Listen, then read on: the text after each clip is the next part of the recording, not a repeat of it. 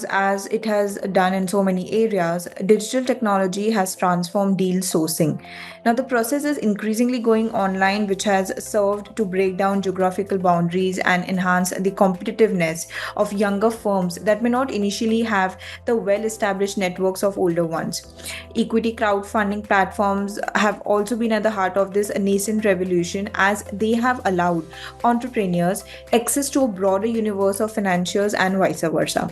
Hello, everyone, and welcome back to Analytics Insight podcast, where we break down the most exciting trends shaping the future of technology, business, and society. And I'm your host, Priya Dayalani.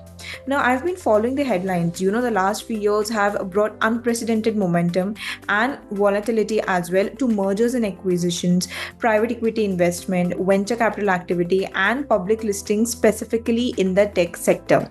Now, from blockbuster acquisitions in cloud software and AI startups to billion-dollar IPOs and aggressive VC funding rounds, the tech deal landscape is evolving faster than ever. So let's welcome today Mr. Raja Lahiri, partner, deals and tech industry leader at Grant Thornton Bharat, to unpack what's driving this new era of tech deal making, how AI is influencing everything from sourcing to valuation, and what these trends actually mean for founders, investors, and companies trying to seize their next big opportunity. Hi, Raja, how are you doing? I'm doing good. Thank you very much for this opportunity. Great. It's a pleasure to have you with us on a podcast today, Rajan. Of course, we are going to talk about a very interesting topic today in our podcast today. We have never discussed about the tech M&A and how the VC landscape, specifically in the tech sector, is changing, and what are certain things that probably we need to keep in mind. So, without further ado, let's get started. And initially, of course, we would like to know more about Grant Thornton Bharat. So, if you could help us understand more about the organization, its specialization, it would be great. Yeah, thanks, surely. Grant Thornton fundamentally is one of the leading consulting firms globally, specialization in audit, tax, consulting. Grant Thornton Bharat in India is again one of the leading firms in consulting with 14,000 people, and very specifically to the tech industry. We have been into this for many, many years now. And we have a very, very vibrant practice around tech and deal making, which covers M&A, private equity, venture capital, and listings. Great. Thank you for that fascinating overview and setting the context so clearly. Of course, we are really impressed to see how the organization has carved out a niche in a very dynamic space, especially when the VC landscape is unfolding around us. So, evolvingly and changingly. Raja, in terms of you, I think you have around 25 plus years of experience in accounting, consulting, transaction advisory with a global cross-border experience. So, can you tell us more about yourself? How has the journey been till date? And, what led you to become a part of Grant Thornton Bharat, and what exactly is your role at the company? Yeah, thanks for that. Just I would say completely been lucky and privileged to be part of the consulting ecosystem now, actually, for close to 28 years. Pretty much started my career in assurance in another firm, and then moved to the world of what we call due diligence and deal making from the early 2000s. So it's been a 25-year-old journey pretty much in the world of deals, whether it is M&A, private equity, venture capital, and listings. And also spent a fair bit of time in the tech sector. And I would just say that just being, as I said, privileged and fortunate to really see the massive uptick and scale of India in the sector as well as in deal making. And I still remember in 2002, there were like 100 deals in India. And today we are sitting in practically a $30 billion deals market with 2,000 plus transactions. So that's the scale and completely being, as I said, lucky and privileged to be part of the ecosystem. At Grant Thornton, I lead the transaction support services for the firm, which is largely around deal advisory and support on due diligence, IPOs on multiple transactions. And I also play an industry role where I lead the tech sector for the firm across various solutions.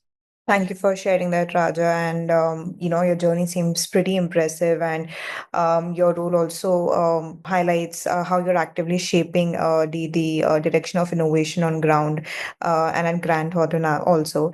Now let's explore how that vision translates into action, quite literally. Now more businesses are tapping into digital advancements to bolster their presence in sectors like software and digital solutions. Now, instead of building in house digital capabilities, more industry players are actively exploring strategic acquisitions with domestic targets and leading digital innovations and those overseas to gain a competitive edge in these areas and build digital competencies. Now, with the ever growing demand for these digital capabilities and the need for companies to develop their digital footprint, this market is expected to witness increased investment in businesses making strides in digital and tech solutions. So, how has the rise of AI and digital transformation changed the fundamentals of deal making in tech, whether in M&A, PE, or VC? Yeah, that's a great question. How is it impacted? I'll just take you a little bit, maybe to set some context and perspective. If you look, Indian tech sector, right, for a moment, has completely changed the landscape for India as a country, right? Today, India is a tech powerhouse of the world. But if you look back, it really started with some of the leading players like, the top five players that we say, Infosys, Wipro, TCS, HCL, Cognizant, etc., right? That built the building blocks. And they all fundamentally looked at acquisitions. Their growth, a significant part of the growth has been fueled by overseas acquisitions, many, many overseas acquisitions.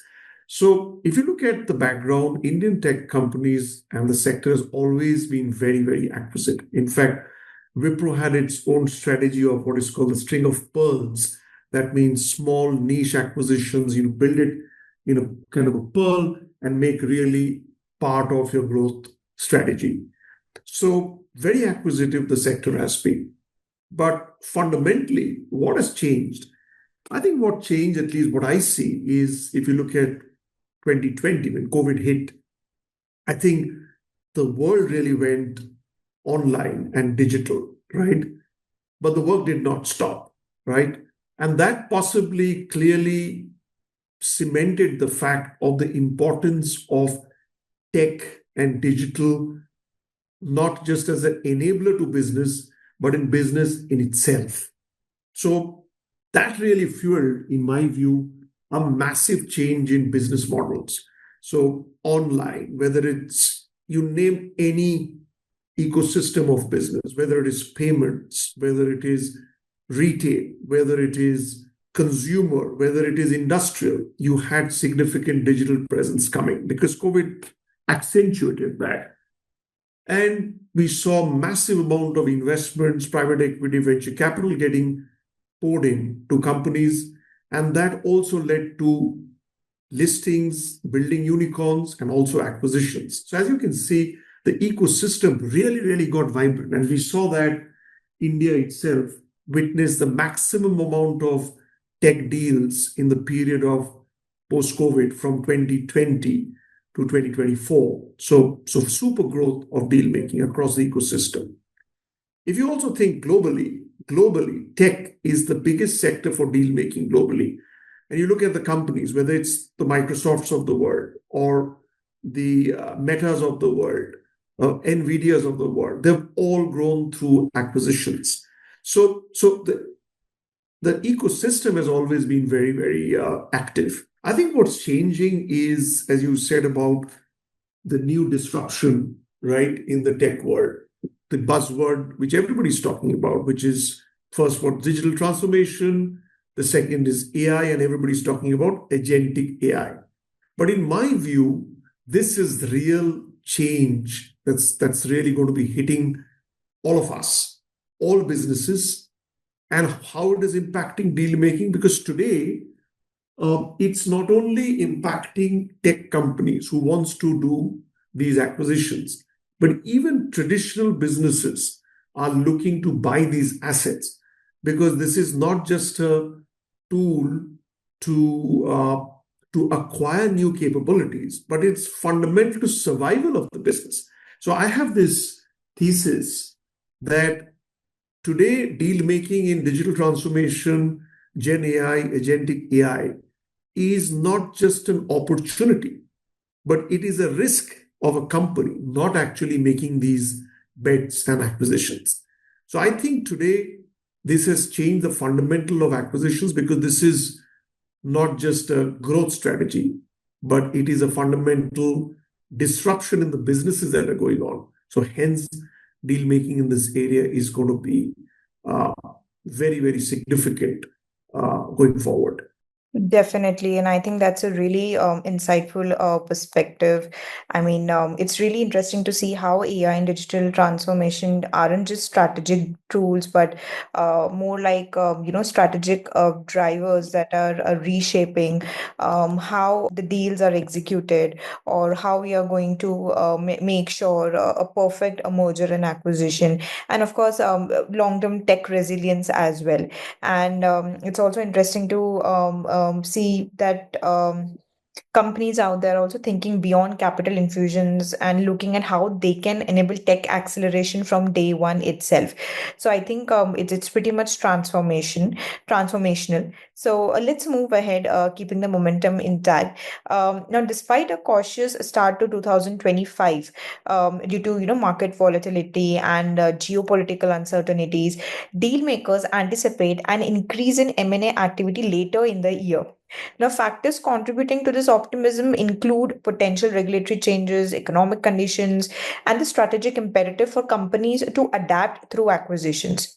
So, in your experience, what distinguishes a successful tech acquisition today compared to what happened 5 or 10 years ago?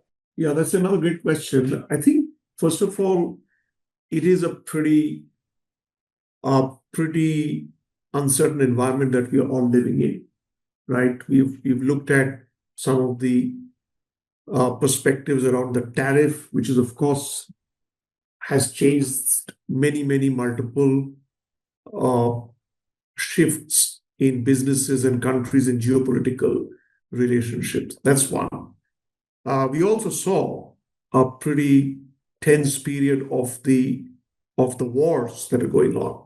So businesses fundamentally are facing uncertainty, volatility. Number one, that is real. Now, if you look at from a tech perspective, there is slowness in growth. If you look at pretty much most of the tech services players in India, there is challenge in growth. Last year, the tech industry in India grew by 3.8% plus, which has been one of the lowest in the last 4 or 5 years. So the growth challenge is real. Now, if the growth challenge is real, so how do you kind of seize growth? You're going to seize growth through multiple factors. I think one is obviously win more customers, and second is win and get more capabilities, right? These are the two key ways to get back growth. And the third is, of course, M&A. I think what is changing in the M&A strategy is 5 to 10 years back, M&A was used to look at new markets, new capabilities, and it was basically to make sure that you get revenues out of these acquisitions. Today, if you look at it, today tech is very different, right? Today, the world of legacy data centers are not there. There is cloud, there is Gen AI, there is agentic AI. We, in fact, as we speak, we saw one of the biggest acquisition that has been announced, which is of WNS by Capgemini of $3+ billion, right? That itself kind of clearly means the shift of the play of interest of tech services companies now getting into large scale business, which used to be called BPOs, but largely to use agentic AI to improve the business processes. So that itself is a demonstration of the, the acquisition. Uh, the second is, given the issues around and the disruption around I think the traditional resource-based model is under threat.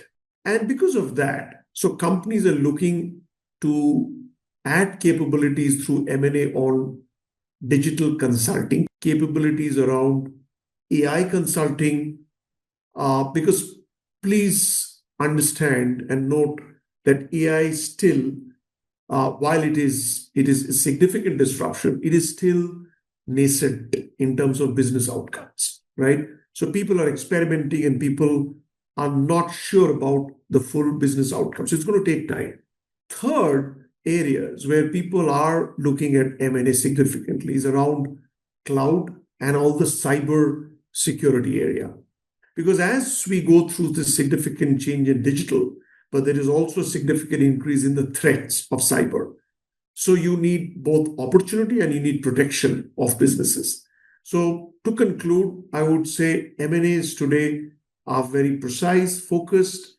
They're looking at assets in cloud, Gen AI consulting, agentic AI, and as opposed to 5, 10 years back, which was more to bulk up revenue. But watch out for the tech sector because I see large game-changing deals, M&As, in the making later this year. And some of the obviously areas we as a firm we are working to support many of these companies because understand we do this for a living every day. Definitely, that makes a lot of sense. And of course, with the evolving nature of the business environment, regulations, and even the tech landscape, I think traditional resource model, like you said, is something which will definitely not work in today's era. And I think companies that are looking to add capabilities, I think they're going to do that majorly through M&A and partnering with consulting firm like yours. So of course, I mean.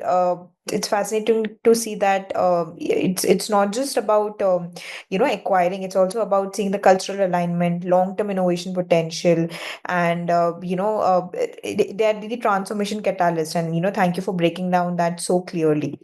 Moving ahead, you mentioned that artificial intelligence is still nascent when it comes to business outcomes.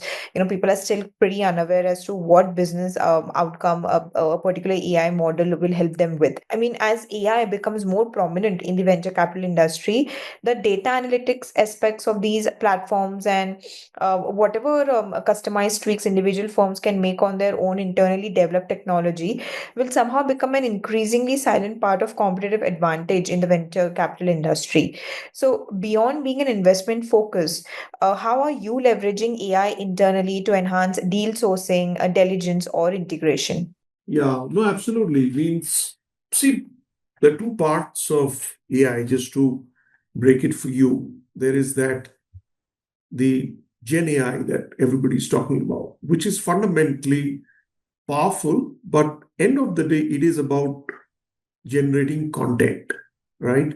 So the use of Gen AI is phenomenal. It is a superpower to answer your questions and to put presentations very, very fast. So, for example, I was speaking to the global M&A head of one of the leading tech companies in the world, and he just mentioned that he's used the Gen AI to basically in the presentation decks for the board and for the investment committee to prepare M&A proposals.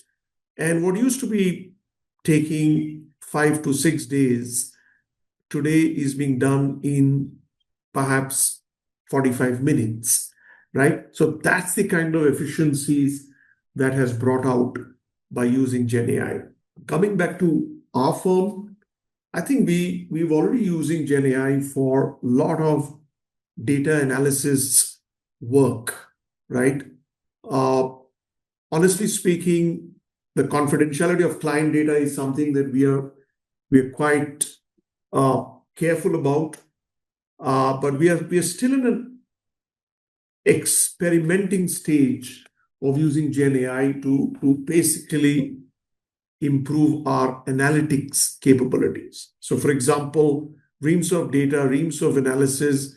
How can I kind of really put that analysis done, which used to be taking 4 days, 5 days, or a week, in matter of maybe 30 minutes or even lesser than that. So really crunching that time for data analytics, because deal making, you need to crunch a lot of data, right? You're looking at a diligence of a company, this revenue, employees, earnings, working capital, net debt, valuation models, right? So all of this data needs to be analyzed. So very clearly, uh, we're using that to make our analysis much more efficient. I think the second is from a deal sourcing perspective, as you said, that's a very good question. I think deal sourcing, there is a phenomenal way that AI has helped us, because today, you name it, you can get every details of the company's information, right? In terms of investors, in terms of revenue, profitability, market cap, benchmark companies, all of that in minutes, you can have it on your dashboard today. That's what AI has done from a deal sourcing perspective. But remember, having said this, what is not changing is decision making, right? You can have all this data and analysis for you, but at the end of the day, as deal makers, you still need to decide, is this the right deal for you, right? And that's where human intelligence completely comes in. You still need to decipher based on your experience, is this a good company fitting the culture of your firm, right? That's not AI is not going to tell you that.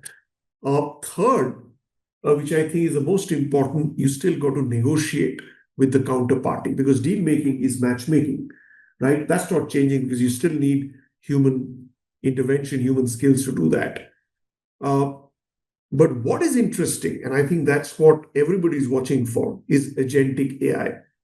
And I was just with a group of pretty agentic and AI leaders 2 weeks back. And agentic AI fundamentally is going to change the paradigm, because now it is going to not only provide you the content and all the intelligence, but it is also going to, based on your processes, decide for you. So it's about decision making. So you can think about the impact it will have on businesses as well as on deal making as well. Early days, but I think watch out for that space more carefully in the tech sector. Definitely, and thanks for that really insightful breakdown of how AI can be integrated internally, not just as a portfolio strategy, but also like a more of a core enabler across the investment cycle. And of course, you spoke also about agentic AI. I think definitely we'll need another podcast episode to talk about the role of agentic AI, because definitely that's the next big wave in artificial intelligence. And I think as these AI driven systems continue advancing and learning and improving, I think it really opens up new frontiers for proactive deal discovery and smarter integration strategies that were even hard to imagine even a few years ago. And if we talk about the other side of the M&A, I think history is littered with cautionary tales of what can happen when cultural differences, integration issues, or ill-informed advisors cause an M&A deal to derail. Now, consider, for example, Google's purchase of Motorola Mobility in 2012 for $12.5 billion. Now, after 2 short years and the release of heavily criticized Android handsets of questionable quality, the tech company had to sell Motorola for just $2.9 billion. So I think sometimes M&A can just as quickly lead to overstretched IT teams, more cybersecurity risk, revenue loss, and even employee mutiny if the technology systems and applications involved aren't strategically integrated. Now, the problem is that while M&A deals are subject to heavy financial scrutiny from stakeholders and financial advisors, I think good technical due diligence is rare and is often an overlooked area. So, according to you, what's the most often or couple of overlooked aspects of a post-merger integration in a tech M&A, particularly in a tech M&A, and especially when we are combining the capabilities of two companies which have different levels of AI maturity, or probably even like on a broader scale, or different level of tech maturity? Yeah, means I guess I think it's a great question again. See, fundamentally, I would say that M&A is core to any company's growth strategy. There are multiple examples of tech sector who've really transformed themselves through M&A. You look at the Indian tech sector, as I mentioned, companies like Wipro, hundreds plus acquisitions, Cisco again globally. Uh, Look at ServiceNow, look at uh, you know Google itself. So first of all, M&A is part of the growth strategy. You're absolutely right. There are situations when it is not successful, but I would not like to really say that just because of one M&A not being successful, that doesn't really take the blemish out of the M&A as a strategy. But as you said, what are could be the two, three top reasons? In my view, I think the first and the foremost is why are we doing the deal? As basic question as that. The why, I think, is often not a clear answer that acquirers have. A lot of times people get very excited about, announcing an M&A, hitting the market. It's a great news. It just enthuses people. But the point is, it comes at a cost because if you're paying value beyond what you're supposed to receive, of course, you're overpaying for that asset, number one. Second is, would you be able to integrate the asset? A lot of times, companies have bought companies much larger than what they should be buying. So, integration becomes a challenge, right? Processes, culture, people becomes a massive challenge to deal with. And then obviously the value impact post acquisition goes down. Uh, and the third is I've seen, in my view, the most important, and which is I think is the most uncommon, is common sense. Fundamental issues around M&A comes during a due diligence, right?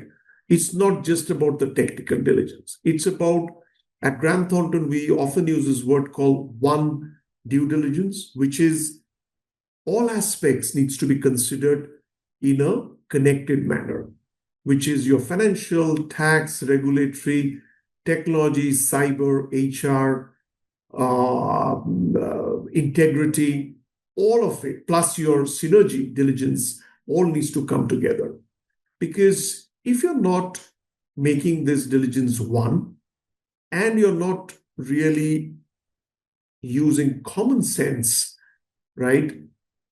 Then clearly you're leaving lots on the table to fail. So I think common sense and one diligence is a must in today's time. And fundamentally, it comes down to value, right? It is said value lies in the eyes of the beholder. So which means to me, something may not be a great asset, but to you, it could be a great asset because you could do wonders with the asset post acquisitions. So a lot is also driven by the leadership and management of the acquirer, how it really derives the synergies, inspires the teams of the target to actually create value. And I always believe that M&A is much beyond numbers, and tech industry, I think, is always been beyond numbers. So clearly, people, I would say, is the foremost. And the other thing, which is the biggest risk in the tech industry, is the risk of disruption. Because today you could be investing in cloud, but tomorrow there could be a new technology which could completely change the paradigm. So that risk is always going to be there. So tech always goes through these challenges in an M&A. But having said that, on a lighter note, I would say that's where you need experienced deal makers uh, and consulting firms who can help you through navigate these complexities of an M&A deal. Definitely. And I think that's a very important insight that you have said, because I think we sometimes get lost in the flurry of deal making and boardroom discussions, and we tend to overlook a lot of things. And I mean, like you mentioned, there are fundamental issues around M&A, and I really liked your concept that you followed, Grant Thornton, of integrating all aspects together in a very connected manner. And of course, when we're talking about M&A, at the end of the day, the real value from M&A doesn't just come from acquiring assets or the technology. I think it comes from accelerating more transformation. So having said that, one last question for you, Raja. How do you think, or what should founders and CEOs of tech companies prepare themselves if they want to be an attractive acquisition target or partner in this AI-driven landscape? Yeah, means I guess I think companies, founders, I think fundamentally, in my view, needs to first really be focused on the business.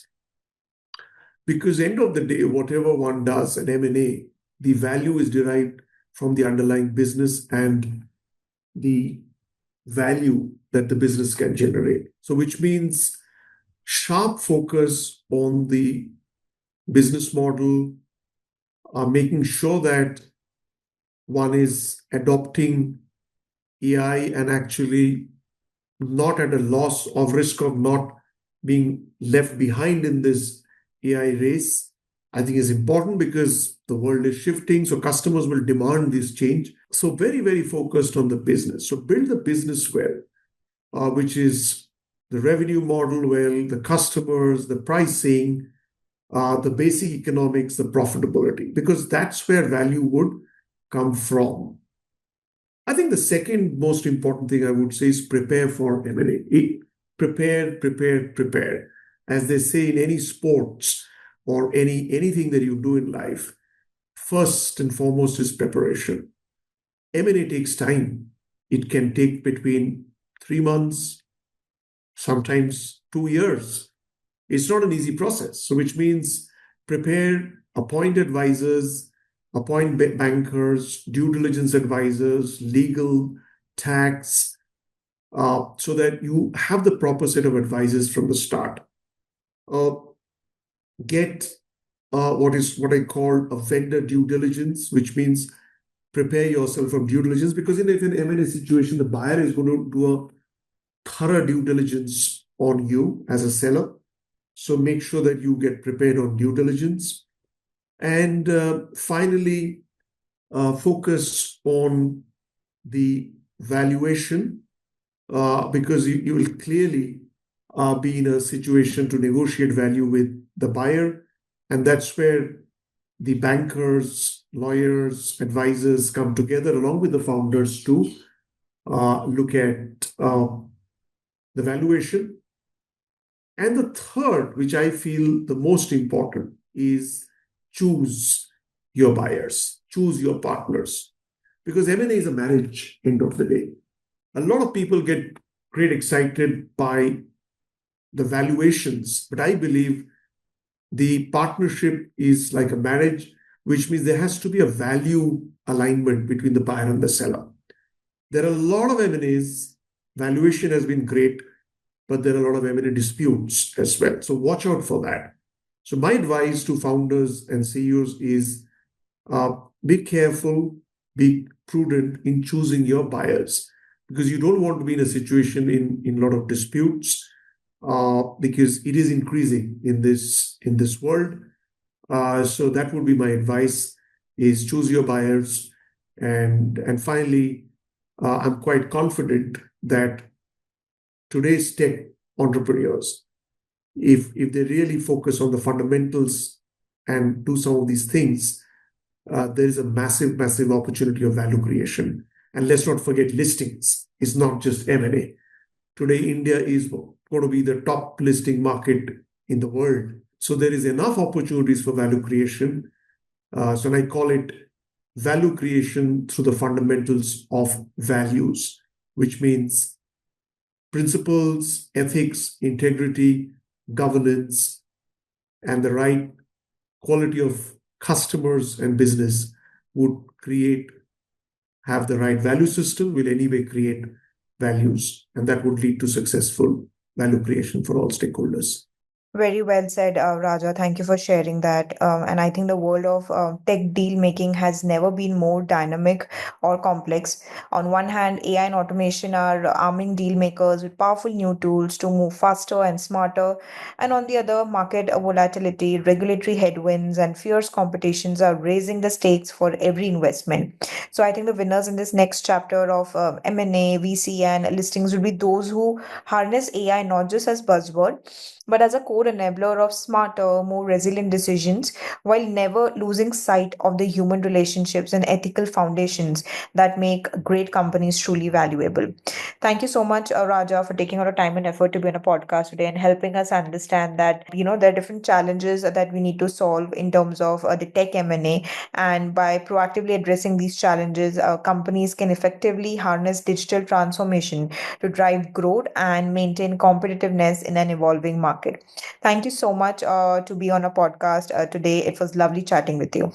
Thanks a lot very much for the opportunity, and have a lovely and happy deal making. And as Warren Buffett always said and reminded us very beautifully, price is what you pay, value is what you get. So, deal making with value creation as a center based on values, I'm quite confident that the ecosystem will rise in this world of digital and AI. That was a fantastic end to a podcast, Raja. Thank you for those words.